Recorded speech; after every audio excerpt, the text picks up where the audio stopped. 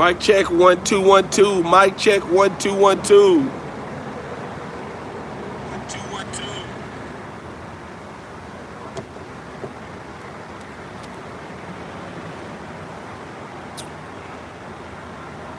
Come on in, my people. Come on in, my people.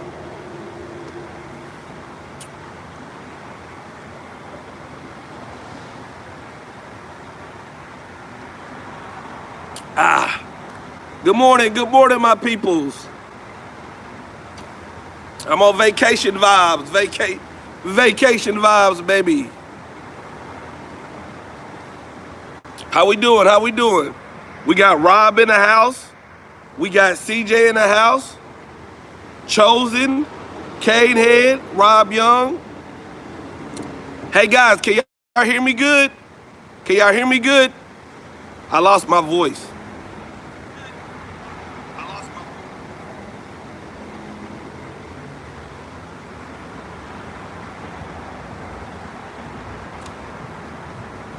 I'm in Orlando, enjoying vacation today. I'll be on vacation for the next week, but I wanted to talk to my people. You know, I came down to Orlando hoping to celebrate my engagement, hoping to celebrate Miami winning the Cheez-It Bowl, but we didn't win the Cheez-It Bowl, baby. So let's dive into it. Guys, this is just my opinion. Just because I say it doesn't mean it's accurate. Just because I say it, this is just my opinion. And everybody has their right to their own opinion.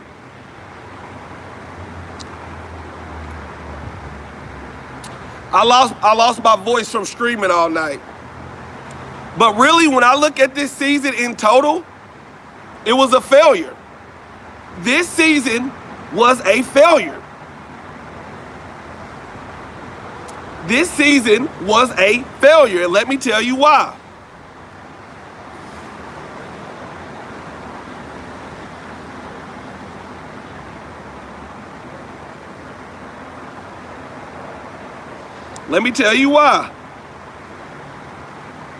All right, let's start with last night.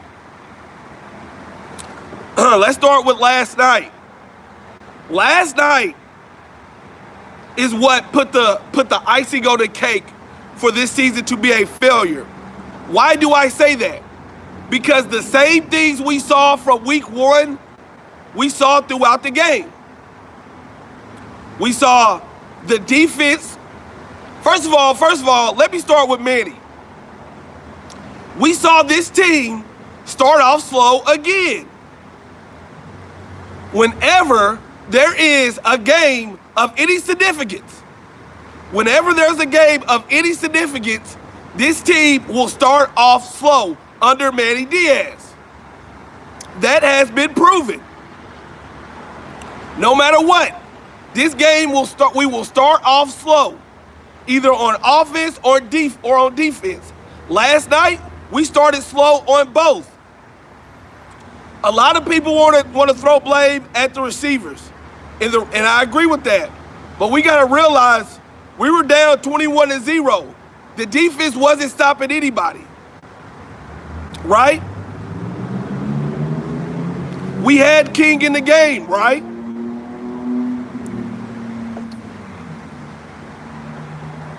Right? So when you look at everything that happened last night, North Carolina, Oklahoma State, all 3 of those games, what happened? We started off slow, and in the first quarter of those games, we looked like we did not belong. Right? Okay. Next. Wide receivers dropping passes. Now, I want y'all to play imaginary, right? I want y'all to imagine you're working at your job, right? And I'm working at your job with you, right? I'm working at your job with you. And they come and they hire you to help out the business, right? And you meet me and you watch me do my job, and you watch how I don't do my job accurately. I do my job sometimes, but most time I don't do shit.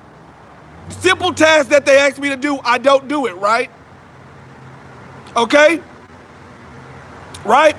Let's say we're working together and you're a new employee and you watch me, a veteran employee, not do my job correctly. And then you see the bosses watch me do my job incorrectly and I don't get checked for it. Right? I don't get checked for it. What are you gonna think? You're gonna think, damn, this man can do his job incorrectly and still get promotions and still be the face of the business? How would that make you feel? How would that make you feel, chat? Because if I'm Xavier Restrepo, if I'm Keyshawn Washington, if I'm Jeremiah Payton, if I'm any of these young wide receivers that watched our senior wide receivers drop passes all year with no punishment, what is that going to say to me about this coach, about this business? What is it going to say? That the head dog is not about making the moves that need to be made to win games.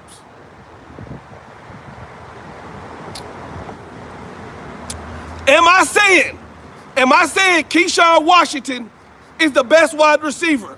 Am I saying Xavier Restrepo would do better than Mark Pope? You got to give him a chance. And I'm not talking about after one game. I'm not talking about after two games. I'm talking about the whole season. There was one wide receiver that got called out and stepped up. That was Mike Harley.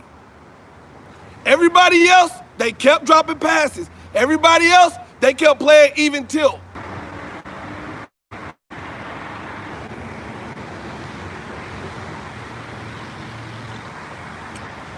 Trying to reconnect.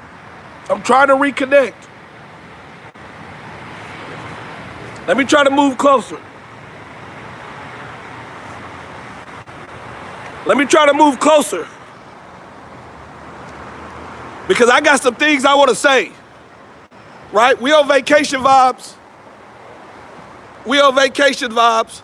Shout out to the host one. How you living? How you feeling, big dog?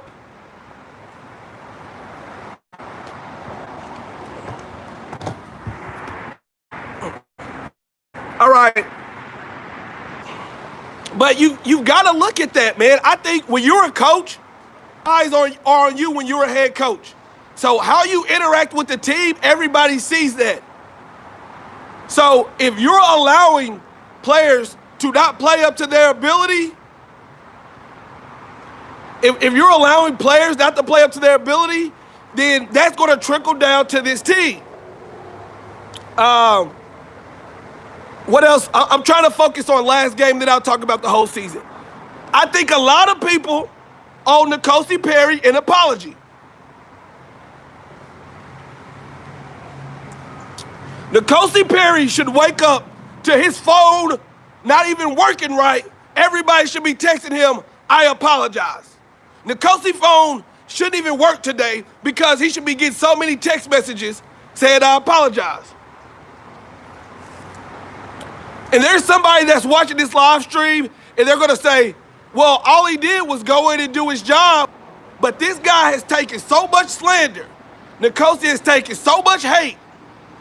All N'Kosi has done is every year grow up, get better on and off the field, and represent this program better than some other players have. So I want to say a huge shout out to N'Kosi. Because imagine being N'Kosi and everybody's automatically talking about TVD.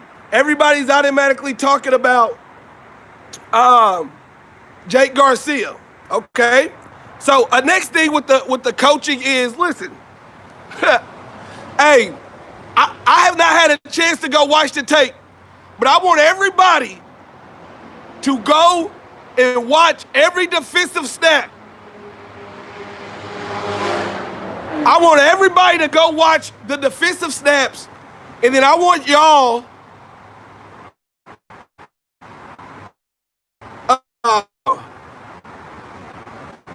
hold on. He was immature and inconsistent. How was N'Kosi immature and inconsistent?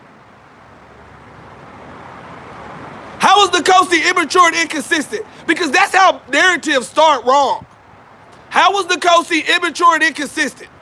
He was immature for one season. A freshman year, he made some mistakes.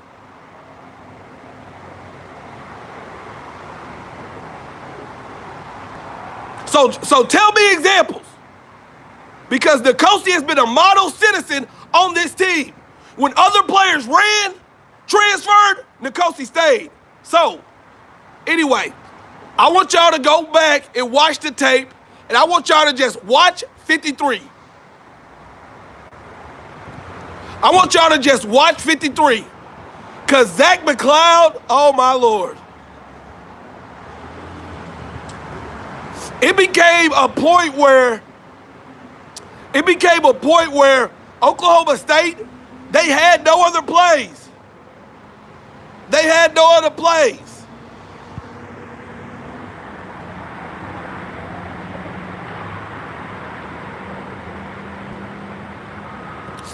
The man, they had no other plays. So what did they do? They said, shit, we just gonna run the quarterback at 53.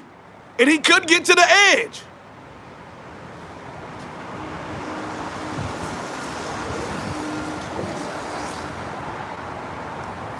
So, last night game, I give credit to the team because they did fall back. They did fight. Brevin Jordan had a hell of a game. This team fought back and they fought hard. I give them credit. But as a whole, this season is a failure to me.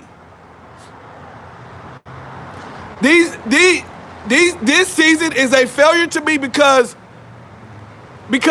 listen, what did we do this year that we didn't do last year?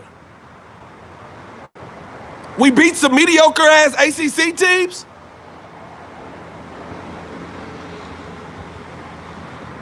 What did we do this year that we didn't do last year? We beat some mediocre ass ACC teams. That's it. We didn't beat Clemson. We didn't win the Coastal. We didn't win a bowl game.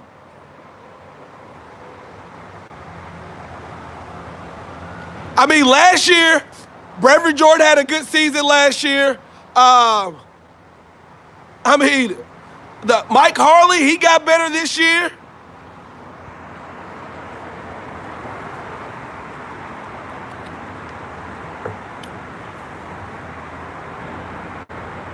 Wholesome one. We lost to every quality team we played. So I don't know how we can say this season was better than last year. Somebody's going to say, well, we didn't lose to FIU. We should never lose to FIU in the first place.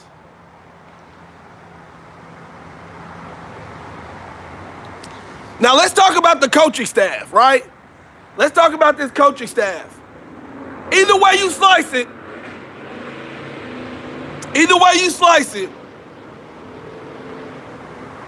this is Manny's team. Either way you cut it up, this is Manny's team. So, yeah, we can get rid of Blake Baker, but are we going to still run Manny's defense? Is Manny still going to be preparing this team?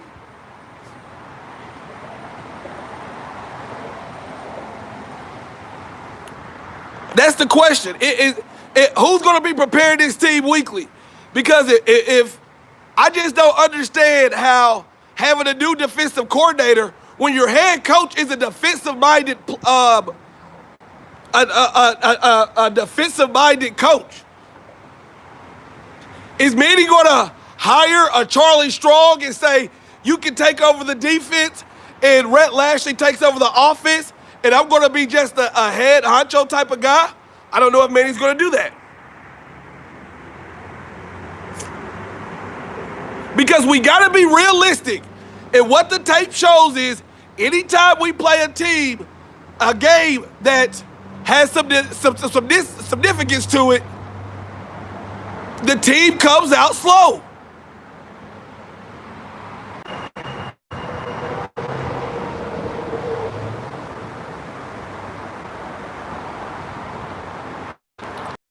and say individuals that did step up last year, this year, but there's been individuals that haven't been making plays all year, but they still got to touch the field.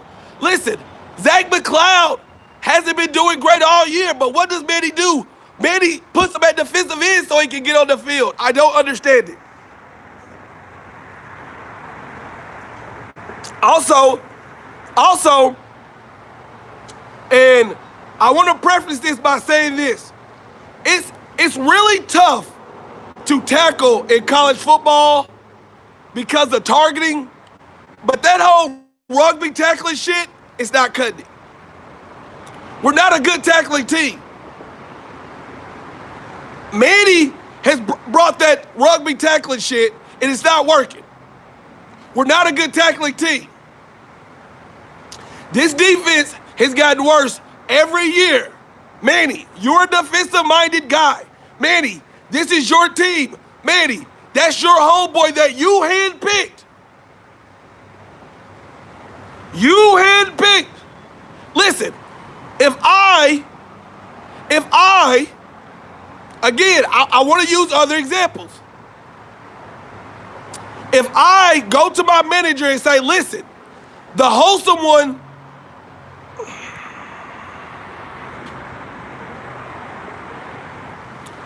if I go to my manager and say, the wholesome one can come in and do great things, and then the wholesome one gets to the job, he's showing up late, he's not doing his jobs, things got worse, my manager gonna say, why the hell did you recommend that guy?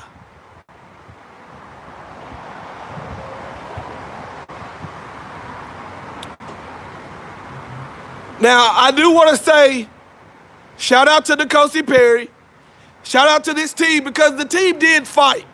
I was proud that no matter what, the team did fight. When De'Aaron King went down, it was easy to be like, let's just wrap it up. But the team fought. I was proud of Mike Harley. I think if Mike Harley comes back next year, he really can do great things because he stood up to the challenge and made things happen.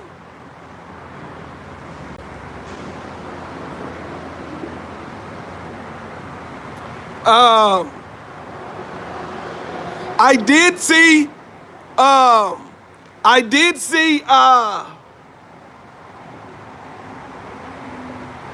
think the offensive line, bro, I can barely talk. I did see the offensive line get a little bit better, but it wasn't to the level that we needed to be. Will Mallory had a good year. Will Mallory stepped up whenever Brevin was out, and he made an impact every game almost.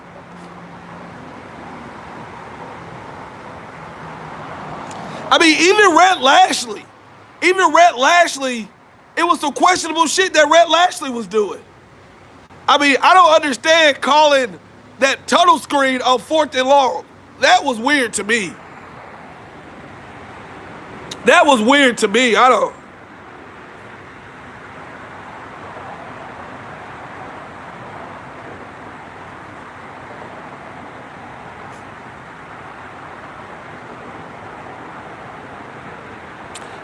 That was weird to me. I didn't understand it. I don't know, man. What I want to know, y'all. I'm about to jump off here, and what did y'all think about the season? Did y'all think this was a successful season or a failure? What did y'all think?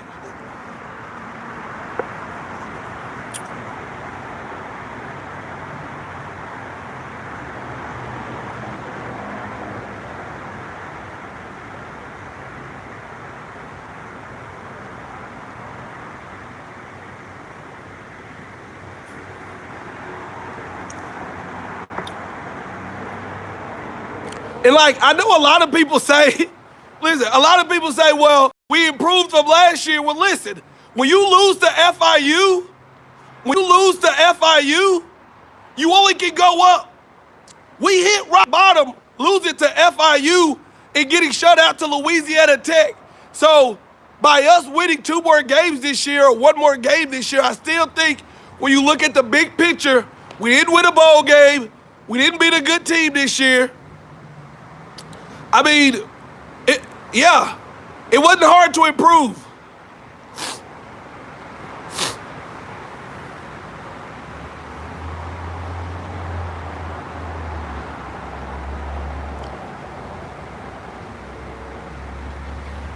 I think when the same players are making the same mistake, when the same players are making the same mistake, that's on the coaches. Because you're either coaching or you're allowing it.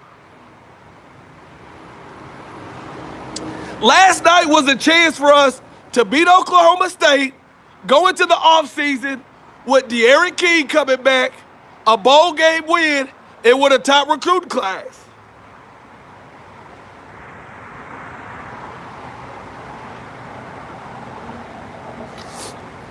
All right, guys, I'm about to jump off here. My voice is gone. Hey, much love. Peace.